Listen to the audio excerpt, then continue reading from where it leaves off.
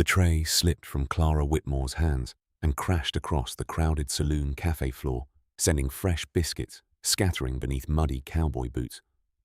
Clara bent down at once, her cheeks burning as laughter erupted around her. A pair of young ranch hands pointed at her broad frame and snickered loud enough for everyone to hear. "Careful now," one of them said. "If she bends any lower, we might lose sight of the floor." More laughter followed. Clara kept gathering the broken pieces without lifting her eyes. Humiliation was nothing new. At 27 years old, she had learned that some people looked at her and saw only two things: a woman too large to be beautiful and too poor to be worth noticing. The cafe owner stormed from behind the counter. "For heaven's sake, Clara," he snapped. "Can't you manage one tray without turning it into a disaster?" The room fell quiet just long enough for the words to sting. Then someone muttered, "She ought to stay in the kitchen. That's the only place a woman like her belongs." A few men chuckled again. Clara swallowed hard. She wanted to disappear. Not because of the biscuits. Not because of the shouting.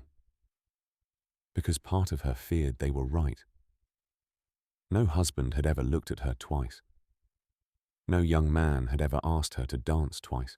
And every year that passed made it easier to believe that her future would be spent standing behind other people's tables while life happened somewhere else. Then the cafe door opened. A tall cowboy stepped inside, carrying prairie dust on his coat. The room quieted. Everyone in town knew Ethan Walker. Widowed. Respected. Owner of one of the largest cattle ranches for 50 miles. He removed his hat and looked around the room. "I need a cook," he said simply. The owner immediately pointed toward Clara. "Best cook in town." A few men laughed again. Ugliest one, too. Ethan's eyes shifted toward the speaker. The laughter died.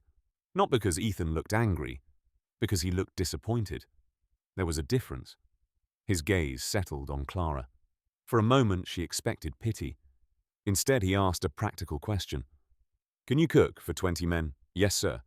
"Can you start this week?" Clara blinked. "Yes, sir." Ethan nodded once. Walker Ranch needs feeding.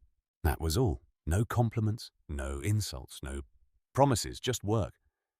Yet something about the exchange unsettled Clara, because Ethan Walker had looked directly at her without mockery, and for a woman who had spent years being laughed at, that felt strangely dangerous. If you have ever gone so long without hope that kindness itself became frightening, then you already understand what Clara felt that afternoon. She watched Ethan leave. She should have been relieved. Instead, she found herself staring toward the dusty road beyond the windows. Walker Ranch sat nearly a day's ride away. A widowed rancher. A lonely little girl. A house she had never seen. And a future she could not imagine. What Clara did not know was that the ranch waiting beyond that road had been grieving for years. And before long, that grief would ask her for far more than a meal. Outside, thunder rolled across the distant prairie, and dark clouds began gathering over the road to Walker Ranch. 3 days later, Clara Whitmore arrived at Walker Ranch with one worn suitcase, sore feet, and expectations low enough to protect her from disappointment. The ranch house stood against the prairie like a tired man refusing to fall. The barn was sturdy. The fences held. The cattle looked healthy. But the house itself felt different. It felt lonely. Ethan met her on the porch. "You'll have your own room," he said. "Kitchen's yours. Men eat at 6. Breakfast starts before sunrise." Clara nodded. "Yes, sir." There was an awkward silence. Ethan cleared his throat. "My daughter lives here too." The way he said it told Clara more than the words themselves. The little girl was the real concern. Not the food, not the ranch, the child. Inside, Clara immediately saw what grief had done to the place. Dust rested along the window frames. The curtains hung unevenly. A pile of unfolded laundry sat forgotten in a corner. The kitchen shelves were half empty, despite being stocked with supplies. Nothing was truly neglected, but nothing was loved any more either. Then she saw Lily. The little girl sat near the fireplace clutching a faded cloth doll.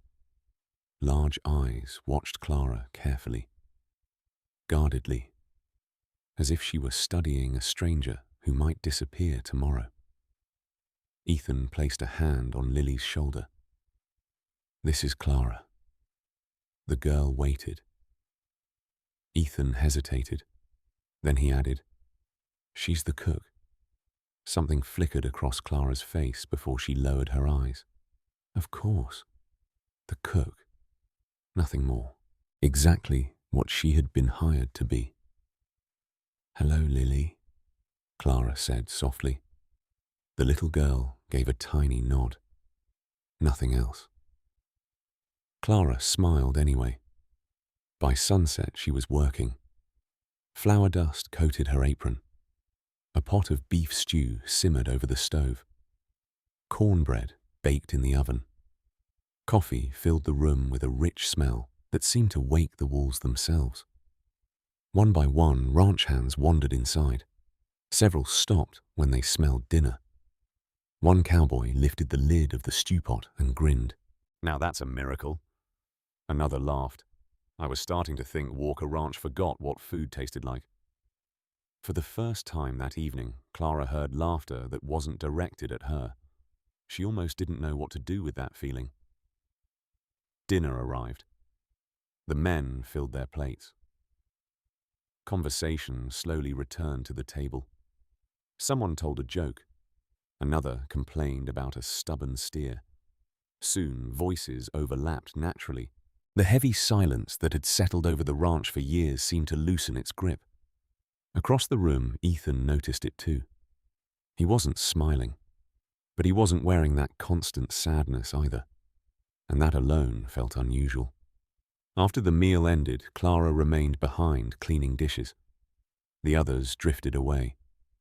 Eventually, she noticed a small figure standing near the doorway. Lily. The girl stared at the remaining cornbread. Clara picked up a piece. "You hungry?" Lily shrugged. Clara placed the bread on a small plate. "You don't have to talk." The child approached slowly. She accepted the plate. For a moment, Clara thought she might stay. Instead, Lily turned away, then quietly asked, "Did my papa tell you to do that?" "No." "Why not?" Clara considered the question, because nobody had ever asked her that before. Finally, she answered, "Because sometimes people need feeding before they ask." Lily looked down at the bread. For the first time, something softened in her expression. Not trust, not yet, but curiosity. The little girl carried the plate upstairs. Clara returned to washing dishes. Later that night, she finished her work and stepped onto the porch. The prairie stretched endlessly beneath the moonlight. For the first time in years, she allowed herself to imagine staying somewhere longer than a few weeks. Then she quickly pushed the thought away. Dreams had a way of hurting people like her. Behind her, the front door opened. Ethan stepped outside. He held an old tin cup of coffee. Neither spoke immediately. The silence wasn't uncomfortable, just unfamiliar. Finally, Ethan nodded toward the house. "The men haven't eaten like that in years." Clara looked down. "I only cooked supper." "No." Ethan glanced toward the lit windows. "You did more than that." For a brief second, Clara forgot how to breathe. Then Ethan looked away first, as if the compliment embarrassed him. A moment later, he returned inside. Clara remained on the porch long after he left. The wind carried distant thunder across the prairie. Somewhere beyond the darkness, a storm was building, and inside the ranch house, a little girl who had barely spoken all day sat on her bed holding a piece of leftover cornbread she had decided not to throw away. The next morning, Clara found an empty bowl beside the kitchen sink. It was the bowl she had filled with sweet porridge for Lily the night before. Every spoonful was gone. The sight made her smile. Not because the child had eaten, because Lily had trusted her enough to do it. Only a little. But it was a beginning. Over the following weeks, Walker Ranch settled into a rhythm it had not known since Ethan's wife died. The kitchen woke before dawn.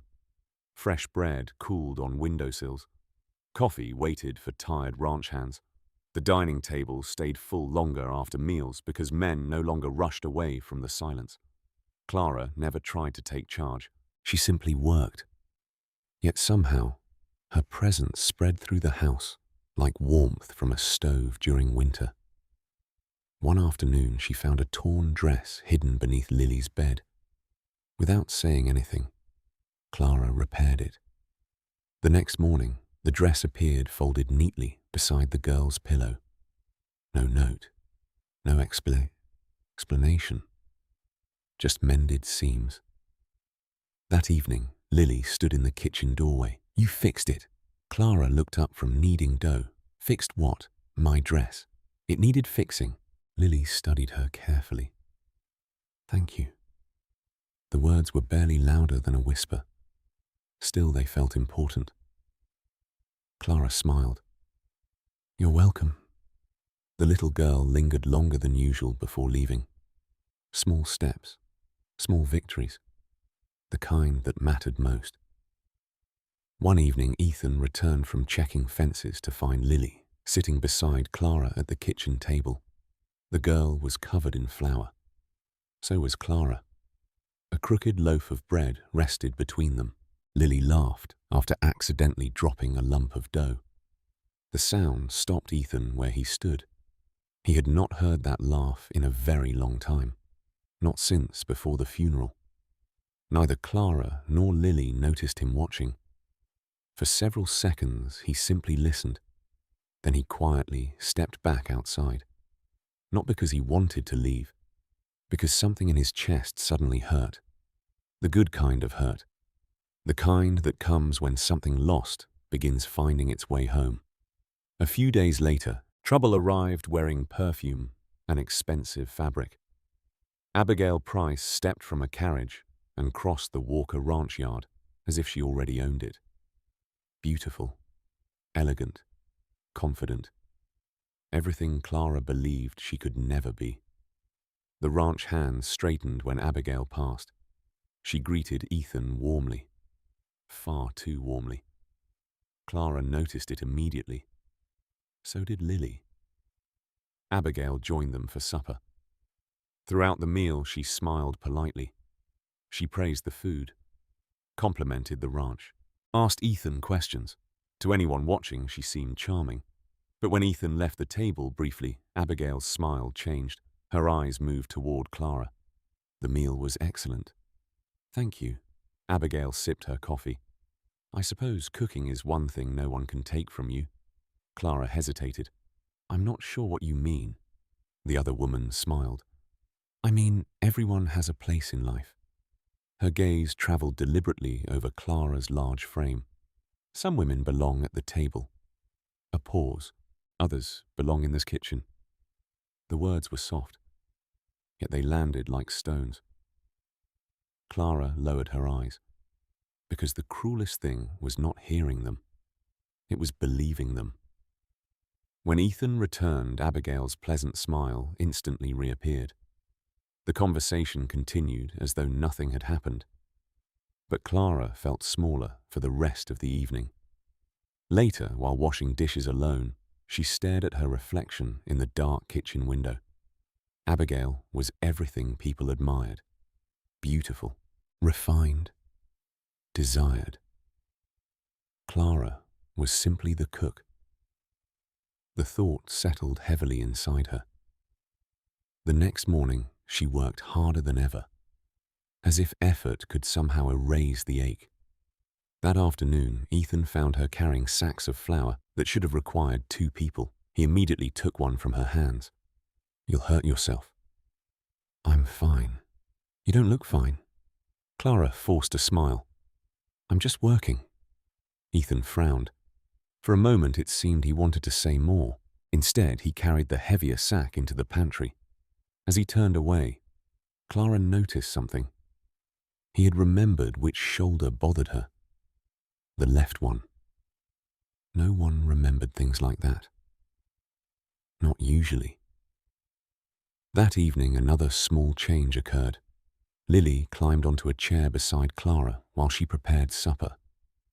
The girl quietly watched vegetables being chopped. After several minutes, she finally asked a question. "Did you have a mama?" Clara paused. "Yes." "What was she like?" The answer came with a smile. "Kind." Lily nodded thoughtfully. Then she asked another. "Do you miss her? Every day?" The child looked down at the table. "So do I." For a moment, neither spoke. Then Clara gently slid a peeled potato toward her. "Would you like to help?" Lily nodded and stayed. Neither of them noticed Ethan standing silently in the doorway, watching, listening, understanding something he had missed for months. Clara was not replacing Lily's mother. She was helping a little girl survive missing her. That night, after everyone had gone to bed, Ethan remained alone at the kitchen table. The lamp burned low. The house felt different now. Warmer, safer, alive. He looked toward the staircase where Lily slept, then toward the kitchen where Clara had spent the evening laughing softly with his daughter. A realization began forming, one he was not yet ready to face. Outside, the prairie wind rattled the windows. Inside, a repaired dress hung neatly in Lily's room. A crooked loaf of bread cooled on the counter, and a little girl who once refused to speak now fell asleep thinking about tomorrow's baking lesson. None of them knew that before long, forces beyond Walker Ranch would try to tear that fragile happiness apart. Summer arrived slowly across the prairie. The grass grew taller. The cattle grew heavier. And for the first time in years, laughter became a normal sound inside Walker Ranch. Lily now followed Clara everywhere. She sat beside her while bread baked. She helped gather eggs. She learned how to stir stew without spilling it. Sometimes she even carried a little notebook where Clara wrote recipes. The child treated those pages like treasure. One afternoon, Clara handed Lily a bowl of sweet pudding. The girl accepted it without hesitation. Then, before thinking about it, she wrapped her arms around Clara's waist. The embrace lasted only a second, but it froze Clara in place. Lily immediately looked embarrassed. Clara simply rested a hand gently on the girl's hair. Neither spoke. Neither needed to. Across the yard, Ethan had seen everything. He turned away before either noticed. Yet the sight followed him all day. Because Lily had not hugged anyone since her mother died.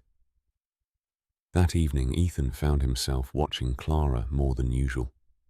Not because of her cooking, not because of her kindness, because he was beginning to see what everyone else had missed.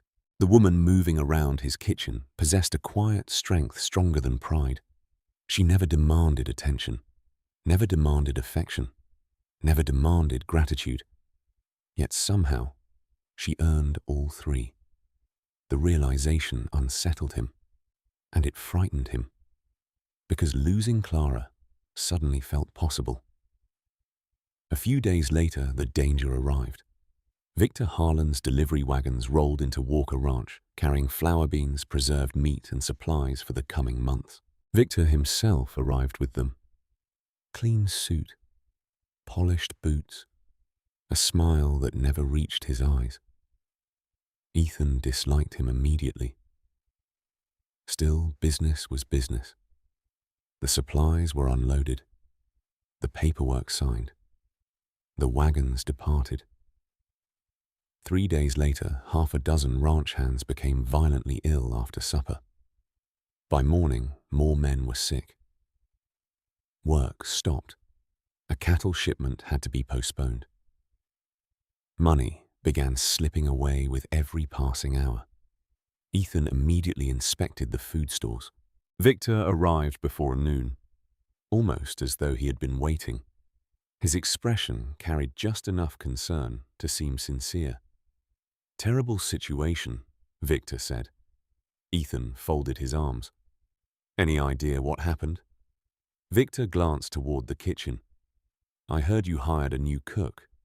The accusation landed exactly where he intended. Several ranch hands exchanged uncertain looks. Clara's face turned pale. "No," she whispered. "I checked everything." Victor sighed dramatically. Mistakes happen. Abigail arrived later that afternoon. Coincidence, apparently. At least that was what she claimed. She offered sympathy, then suggested Ethan might need someone more experienced, someone more reliable, someone less emotional, someone less attached. Every sentence sounded polite. Every sentence pointed directly at Clara. The pressure worked. Not on Ethan, on Clara. She spent that night checking every sack, every barrel, every container in the pantry. Near midnight, she found it. Several bags of flour carried signs of moisture and spoilage long before arriving at the ranch. The contamination had started before delivery, not after. Victor had known. The discovery should have relieved her. Instead, it made her heart sink, because proving it would be nearly impossible. The next morning, Ethan examined the evidence himself, his jaw tightened. "None of this is your fault." Clara looked away. "People don't believe that." "I do." The words came immediately, without hesitation. For a moment, neither spoke. The silence felt strangely intimate. Then footsteps interrupted them. A ranch hand entered carrying more rumors from town. Victor was telling everyone Walker Ranch had become poorly managed. Abigail was repeating the story. And the gossip was spreading quickly. The attack was no longer about food. It was about reputation. That evening, Clara overheard two workers speaking outside the barn. Neither knew she was nearby. Ethan's thinking with his heart. Maybe. But keeping her here is costing him. Girls attach too. That's part of the problem. The conversation ended. The damage remained. Clara stood motionless long after they walked away. Their words reopened every wound she had spent years carrying. Too big, too poor, too much trouble, too easy to choose against. Later that night, she sat alone inside her room. The small oil lamp flickered beside her suitcase, the same suitcase she had carried to Walker Ranch. Slowly, she opened it, then began packing. One dress, then another, a few personal belongings, a worn photograph. Nothing more. Tears blurred her vision. She wiped them away immediately. Nobody would benefit from her staying. Not Ethan. Not the ranch. Not even Lily. The little girl deserved stability. Not scandal. Not gossip. Not someone the town mocked behind her back. By dawn, the decision was made. Clara wrote a short letter. "Thank you for your kindness. Thank you for the work. Please tell Lily this is not her fault. I stayed longer than I should have." The words nearly broke her. Still, she folded the letter carefully, then placed it on the kitchen table. The ranch remained quiet. Most people still slept. Clara lifted her suitcase, walked toward the door, and prepared to leave the only place that had felt like home in years. She never saw the small figure standing halfway down the staircase. Lily had been awake, watching, listening, and, as Clara reached for the door handle, the little girl's eyes widened with sudden terror. Lily's scream shattered the morning silence before Clara could open the door. "Papa!" The little girl raced down the staircase so fast she nearly fell. Her bare feet slapped against the wooden floor. Her eyes were already full of tears. Clara froze. The suitcase slipped from her fingers. A bedroom door opened upstairs. Then another. Within seconds, Ethan appeared at the top of the staircase. "Lily," the child pointed toward Clara. "She's leaving." The words came out broken, panicked, terrified. Ethan's gaze moved to the suitcase, then to the letter resting on the kitchen table. Something inside him sank. Slowly, he walked downstairs and unfolded the note. The room became painfully quiet. Clara could not look at him. She stared at the floor instead. "I thought it would be easier this way." "It isn't." His answer came immediately. Lily threw herself against Ethan's side. The little girl's small hands gripped his shirt tightly. Then came the words that none of them would ever forget. "Papa, don't let her leave." Tears rolled down her cheeks. "She makes the house feel like Mama is smiling again." The room went still. Even the morning wind outside seemed to disappear. Ethan looked down at his daughter. For years he had worried that bringing another woman into their lives would erase his wife's memory. But Lily had just shown him the truth. Clara had never tried to replace anyone. She had protected what remained. She had helped love survive. The realization struck harder than any punch Ethan had ever taken. Lily wasn't asking for a new mother. She was asking not to lose another person she loved. Ethan lifted his eyes toward Clara. For the first time, he saw the fear she had carried since arriving. The fear of believing she belonged somewhere. The fear of being wrong. The fear of hoping. And suddenly, he understood his own failure. He had thanked her for meals, thanked her for work, but he had never told her what she truly meant. By the time he looked back toward the door, Clara was already stepping outside. Not running, not angry, simply leaving before her heart could break further. Ethan moved. Within moments, he was saddling his horse. A few ranch hands emerged from the bunkhouse. No explanations were needed. Everyone knew where he was going. The prairie road stretched ahead beneath the morning sun. In the distance, Clara's wagon rolled slowly away from Walker Ranch. Ethan urged his horse forward. Dust rose behind him. Closer, closer, until finally he pulled alongside the wagon. Clara looked up in surprise. "Ethan?" He removed his hat. For several seconds, neither spoke. Then Ethan said the one thing he should have said weeks ago. "I'm sorry." Clara's eyes filled immediately. "I didn't want to make things harder for you." "You didn't. The town talks. Let them. The ranch needs someone better." "It doesn't." Clara shook her head. "You hired a cook." Ethan stared at her. "No." His voice was steady. "I hired a cook." A pause. Somewhere along the way, she became the heart of my home. Clara's tears finally escaped. Years of rejection. Years of humiliation.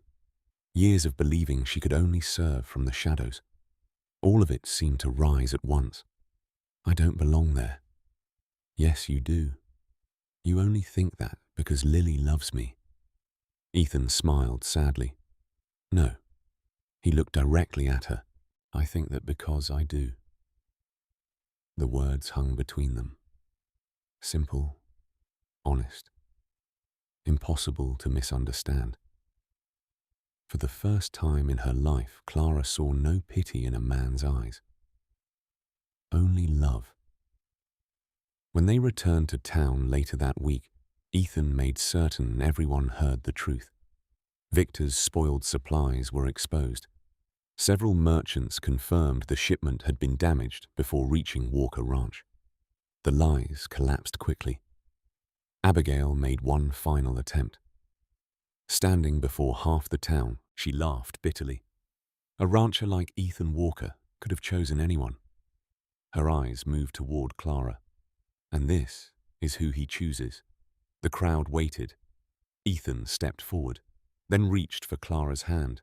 The gesture alone silenced everyone. She was never just the cook.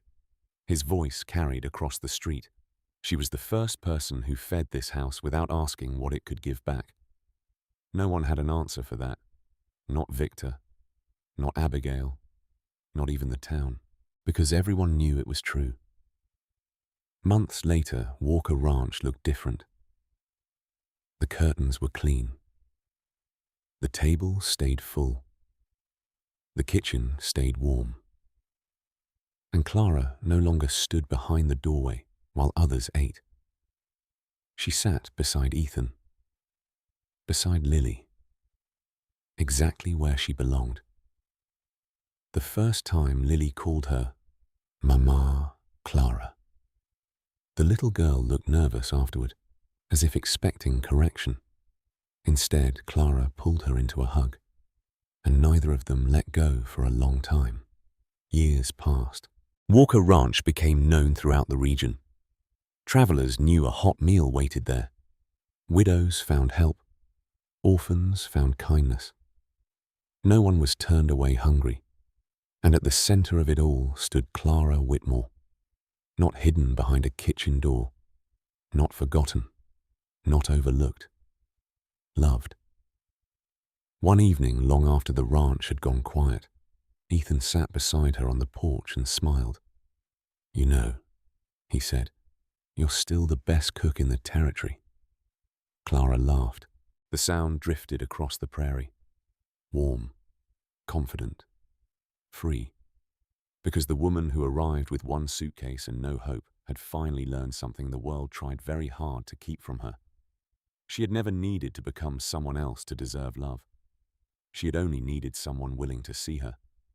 And if this story reminded you that the people who change our lives often arrive through the smallest doors, tell us where you're watching from and share the lesson you'll carry with you. Sometimes the heart of a home doesn't arrive on horseback. Sometimes she walks through the kitchen door, carrying fresh bread and a love that refuses to give up.